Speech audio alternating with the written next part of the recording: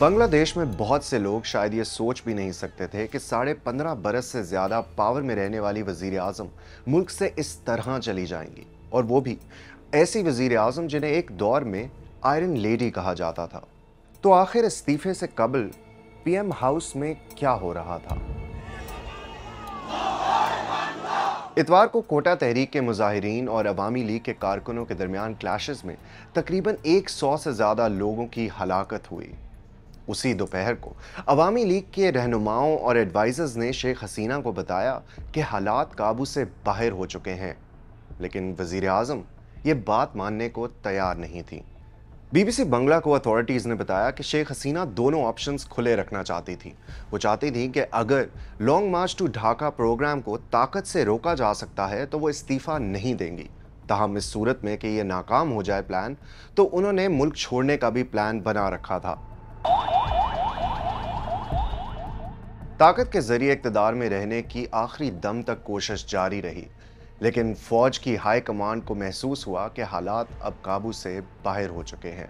ये वो वक्त था जब लाखों मुजाहिरीन ढाका समेत दीगर इलाकों में जमा हो चुके थे।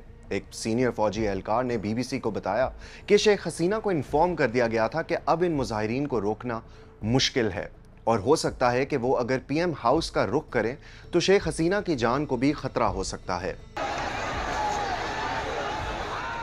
ये वो वक्त था जब शेख हसीना मुस्ताफ़ी होने के लिए तैयार हुई। शेख हसीना के बेटे सजीब वाजिद ने बीबीसी को बताया कि शेख हसीना इतवार से ही इस्तीफा देने का सोच रही थी। दूसरी जानिब पीर की सुबह 9 बजे इंटरनेट 1.5 घंटे तक बंद रहा और शेख हसीना के हेलीकॉप्टर में सवार होने तक इंटरनेट को बहाल नहीं किया गया था। बांग्लादेश हुकाम के मुताबिक इंडिया से शेख हसीना के मुल्क से रवाना होने के बारे में पहले ही राब्ता कर लिया गया था। इंडिया का इस मुतालिक कहना था कि अगर शेख हसीना अगरतला पहुंचती हैं तो वहां से उन्हें दिल्ली पहुंचा दिया जाएगा।